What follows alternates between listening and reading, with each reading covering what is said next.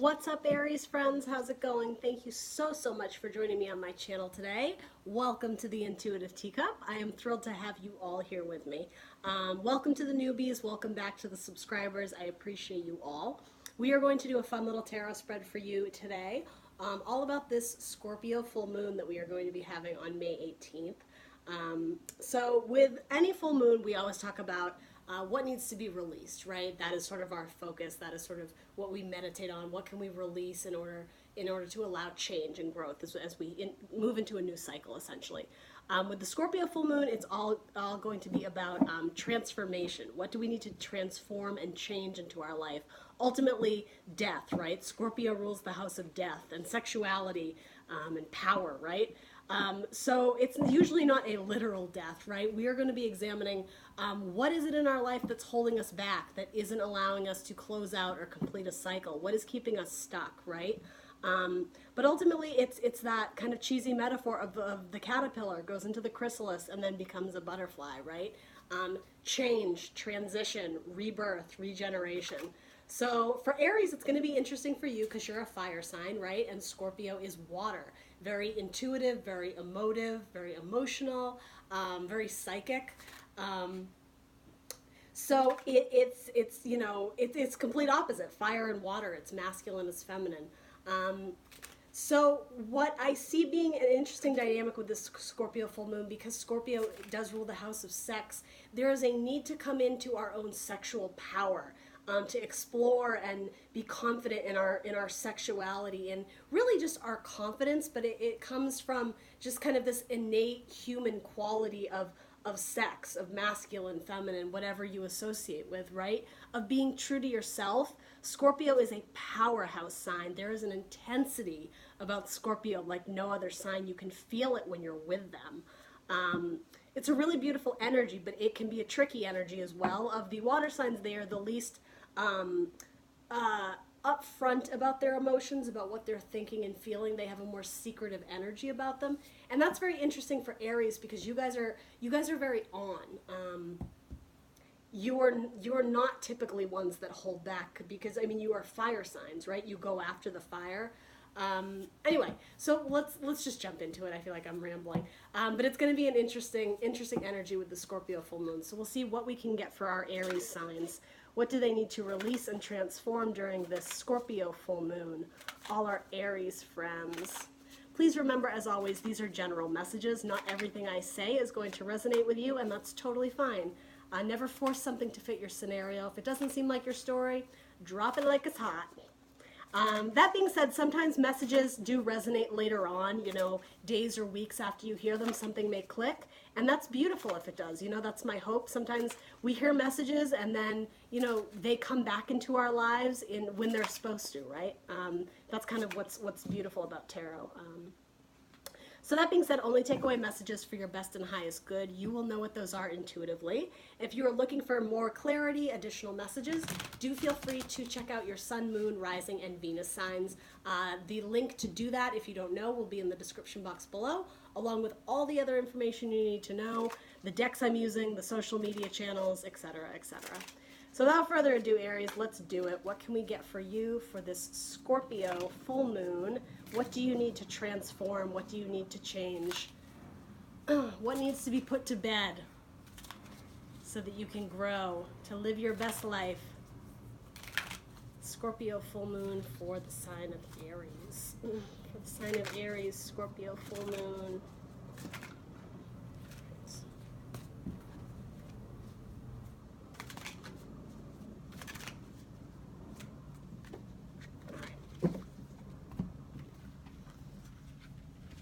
Great. So, in the U section, Aries, we have the Three of Swords. This is zombie tarot, by the way, which seemed appropriate for scorpionic moons, right? All about death and rebirth. Zombie tarot. Great picture, right? So the Three of Swords talks about heartbreak, about pain, about depression, about suffering. It's air energy, so Gemini, Libra, Aquarius. But yeah, it's not a great energy. It is also clarified by the Two of Cups reversed. Okay. So water energy, Scorpio, Cancer, Pisces. I mean, the Two of Cups does frequently talk about partnership, about relationships. It doesn't have to be romantic, but it could be. It could be I'm saying it's a relationship that caused some heartbreak, caused some sadness. So that could be with a sibling, right? Maybe you're on the outs with a family member. Maybe, you had a friend that you're kind of, there's been like a break in the relationship, and it could very well be a romantic relationship. I don't know if it's a marriage that's going awry, or someone is feeling some sort of heartbreak or pain or sadness, and it does have to do with your emotions. And there are two energies here. There are two cups, so it's perhaps they're not meeting on the same level. Perhaps one person is giving more than the other. Perhaps one person is more generous, more warm, more receptive. I want to say kind of emoting that more feminine like quality, where the other person is, they're taking it for granted. They're a little bit more standoffish. They're cold. They're whatever. They throw themselves into their work. I'm just sensing that there's an imbalance in this dynamic here. And I do think that, I think you're upset, Aries. I sense that. Now, the Three of Swords is a Libra card. The Two of Cups is Cancer, so you might be dealing with one of those energies. So it's being clarified by the Knight of Cups. So the Knight of Love, right? He can sometimes be a dreamer, a hopeless romantic, right? She puts her hands on her heart and she just feels it. She knows this is the love of her life. She knows this is the person. But with this, I always feel like I see this as a mirror behind her. And so to me, it suggests that there's a need to really look in the mirror, to really examine yourself, your own love, your own emotions. What are you giving to this relationship? And importantly, what are you getting back? Who are you offering your cup to? And I want to say why. Why does this person make you feel the way they feel? Whether it's good emotions or bad, whether they make you feel love or whether they make you feel sadness, there's a need to examine that, really understand why. So that's coming up in the you section, Aries. So for some of you, that's the energy I'm picking up on. So in the what needs to be released, you have the Page of Swords. Okay, interesting. So air energy, Gemini, Libra, Aquarius. The Page of Swords can sometimes be the spy card, and that's not always a bad thing, but it has to do with seeking information, right? Swords are the air signs, and swords have to do with logic, communication, information, analysis, data. So yeah, here it does seem like someone is poking their head in to learn more, right? They're kind of in the shadows, they're in the dark, and so they want to be included. They want to learn more. They want to understand what's going on. Because, yeah, it's like there's this shadowy figure, and I don't know if it's like, yeah, there's something about it. You want to understand what's going on in the dark. And there's an innocent quality about the page. Pages can sometimes be children. So, I mean, for some of you, this could be your child worrying maybe that, you and your partner are on the outs or getting a divorce. It doesn't have to be a child. This could represent you feeling more innocent or ill-equipped in dealing with this relationship because maybe you feel like you're the one being pushed away or pushed back. It's like you're the one who's fighting for this relationship with swords, right? I'm getting like you're ready to go into battle to try and save this with the Knight of Cups. Knights, right? They rush into battle. And you're rushing in with love, with emotions. But there's also something that's giving you pause. Interesting, because this is what needs to be transformed, what needs to change. There's butterflies on the wall there, right? And so this is what I'm picking up with that. Butterflies are supposed to fly freely, right? They go through the caterpillar stage. They go into chrysalis mode. That's where they're kept tight and locked in, right? In that little cocoon. Then they emerge and they're free to fly, beautiful, free in the universe. Happiness, creativity, expressing yourself. They're kept in a glass cage here, right? Or a glass case. I mean, they're probably dead, right? They're being used as artwork. So a couple things I'm getting from that, Aries.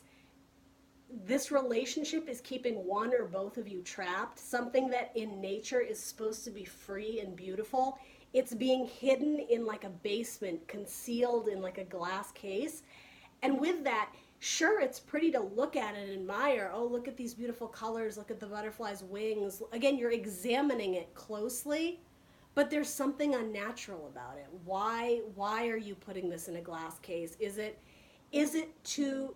because it looks beautiful? Does it have to do with the idea of, like, I want to say performing, or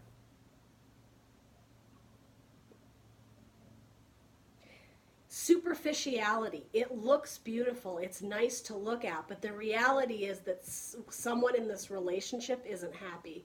Someone, it could very well be both of you. But yet there's this, the idea of what you see is not actually what's underneath. Very scorpionic energy, actually. Let's pull a clarifier on this. You're wanting to go back to the happy, innocent days of, it could be childhood, but especially if this is more of a family dynamic. But yeah, it's like something is different. You've seen something in your partner, in this person, that, yeah, it's making you a little bit uneasy or suspicious or cautious. There isn't this carefree attitude. You're not this butterfly just floating freely in the sky. It's a little bit scary.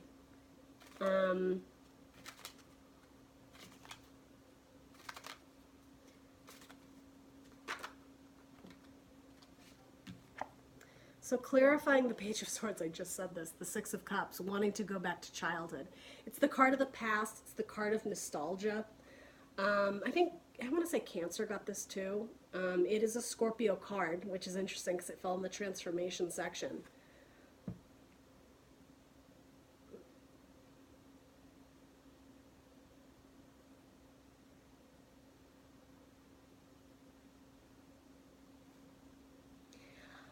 Because this is what needs to be released, I do think there's something about how I was saying you're wanting to go back to the past when things were innocent. I don't know if you're going to be able to see this, but there's a drawing on the wall here, and it looks like a child drew it. And it's like these happy cartoons of a boy and a girl playing. That's what the Six of Cups is. You want to go back to this innocent time where things were simpler, right? Where metaphorically you guys were the caterpillars and you met along in your journey, but it's like things have changed. Things needs to transform. You need to let the butterflies flow freely. It may be that you're trying to control this situation. Again, it's like you're fighting to keep it alive, but something about this kind of reminds me of like a funeral, right? It's like acknowledging the death of the relationship, acknowledging that you are going through a bit of a darker time. And the way like the lantern is, it sort of reminds me of the moon. It's about using your intuition. Are you trying to keep this something together, but to your own demise? Is it for your own good, for your own benefit? Again, that superficiality may play into it. Like it's really fun to go around saying, oh, have you met my girlfriend? Oh, have you met my boyfriend? But it's like, if you're not in it for the right reasons, then why put on the facade? Yeah, I just sense that there's a sadder time, again, with the Three of Swords. Release the past. You don't need to live in the memories of what used to be, because there's something about you faced a hard truth. There's something you've learned that you can't unsee. Maybe your partner did something and it really caused like a rift in the relationship, and you're kind of at the point, Aries, where you're like, there's no going back from this. I can't forget what you did, even though, you may forgive them. It caused you a great deal of sorrow. It hurt you, whatever I think this person did. And if it's not romantic, again, it could be family, it could be someone at work. It's some sort of relationship, though, absolutely. Yeah. All right. So what needs to transform is not holding on to the past, allowing new information in to guide your next path. And it's also going to guide you emotionally, I'm getting. This new information, especially if the information you got was harsh, you didn't want to receive it, you didn't want to see what you saw or learn that information. You may be dealing with that yucky sadness, that anger, that jealousy, that spitefulness, whatever it is. You need to sit with those emotions and understand why they're coming up and what you want to do with them in a healthy way. That's important here. Okay, so in your guidance, you have the Queen of Cups, the Queen of Love, Cancerian energy. So you do have Pisces, Cancer, and Scorpio all here. You technically have two Cancer cards. You might be dealing with a water sign. And the King of Hazards. So this is the King of Pentacles, Aries. So that is Taurus. You have Taurus and Cancer coming up here. King and Queen. So they're a divine... well, I don't want to speak too soon. They are a pairing. They are king and queen, but they are not the divine pairing in their same elemental suit. You have cups, and hazards in this deck are pentacles. So it's earth and water. So the guidance is grounding yourself in the tangible, in the real, and also acknowledging your emotions. And I always think with this, it's choosing love, but that may have to be choosing self-love, Aries. Because of whatever has shook you, I want to say, there might not be any going back to it. That's going to be up to you, right? You know what's best for you. Use your intuition, use your own discretion, right? Especially if this was a very unhealthy relationship, if there was some sort of physical or mental abuse, you know that probably needs to be severed, right? Anyway, use your own discretion. But yeah, I do think that the guidance here is choose self-love.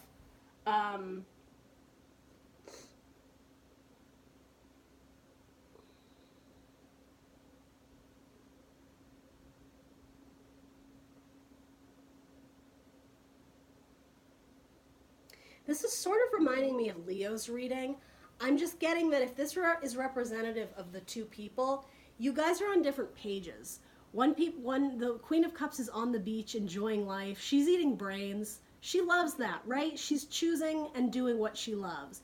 She could eat human brains all day because it fills her up, it makes her happy, it brings her joy, right? This guy doesn't look too happy, the King of Pentacles, right? He's working, he's in the office, he's in a business suit, he's literally strapped to the chair, right? He can't really move, there's not a lot of freedom there. It's like that whole butterfly analogy in the glass case.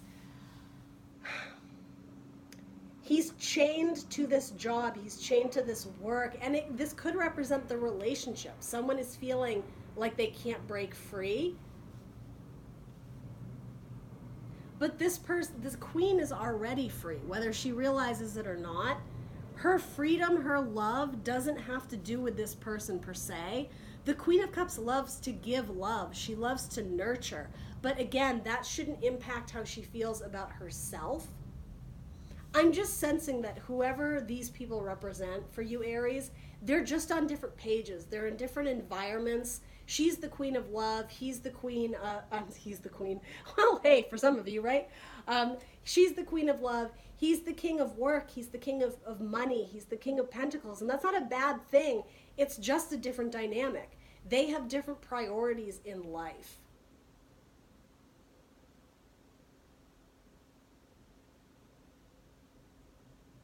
I am sensing the superficiality thing I was saying. It has more to do with this King of Pentacles. It's like he's decorating his office with this fancy art, but he's dead. What does it matter? He's a zombie, right? So, take it with a grain of salt. It's the zombie tarot, right? So it's all with a wink. But yeah, there's just differing people here. So I'm going to pull one clarifier. We're doing okay for time. What else do we need to know about this couple here?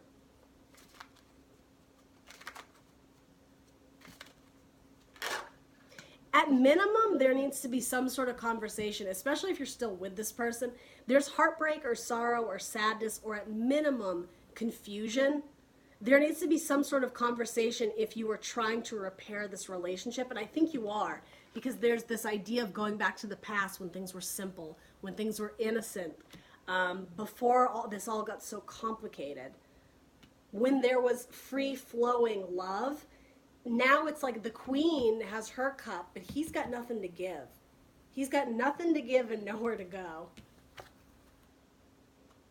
So you have the Seven of Swords in reverse. Somebody else got this card. It was early on. I want to say it was... Who did I do early?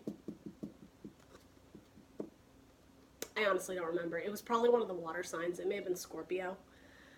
So this is the Seven of Swords, the liar, cheater, thief card. Here's the thing. I don't get that with this. That's kind of the traditional meaning in the original Rider-Waite deck. Here it is coming up in reverse. And what I always notice about this card is in the traditional one, he's sneaking away. He's stolen all these swords. He's got them on his back and he's looking back like, is anyone going to see me? Now, swords speak of mental energy. It's air signs, Gemini, Libra, Aquarius. There's no swords depicted here. In fact, she's not hiding or trying to get away. She's showing herself off to the world. Her arms are open, and there's this liberation of walking away from whoever this is in behind. That's what she's leaving behind, right?